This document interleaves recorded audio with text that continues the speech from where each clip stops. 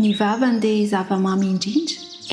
Mahateo tia avokoa izy. Izany malalako ary izany no sakaizako ry zanaka vavy ny Jerosalema. Toy ny kiran'i Solomona toko 5:140.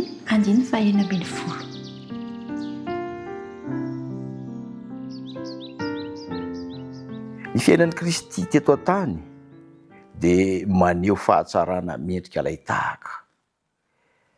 Tsy mba nohamaivany ny adidy madinika sy tsotra izay notanterahany. Lavorary avokoa izy ireny ary mendrika sy tsara.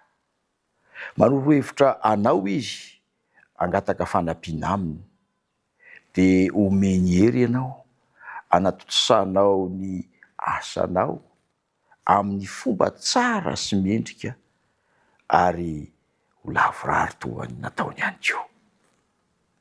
Ny firesahana sy ny famerimberenana an-tsaina ireo zava-dehibe nasongadina teo amin'ny asany dia manampy anao hanatsara ihany koa ny asanao.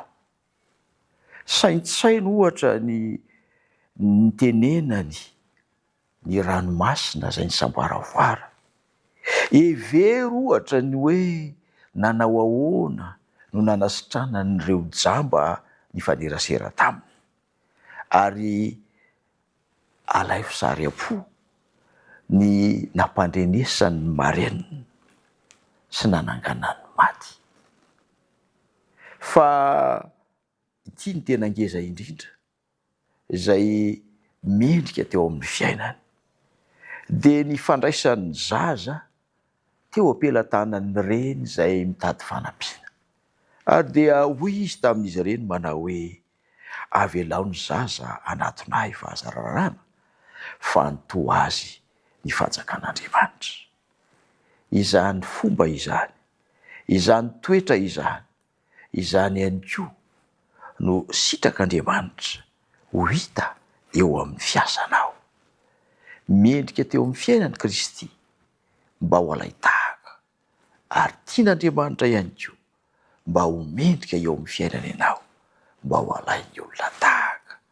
Andeha hivavaka isika mba hatanteraka izany eo amin'ny fiainanao. Raha eo misaotra satria afaka izahay niaraka namaky ny teninao, nandinika izany ka nahita fa nanome ohatra ho anay Jesosy mba ho tarafinay.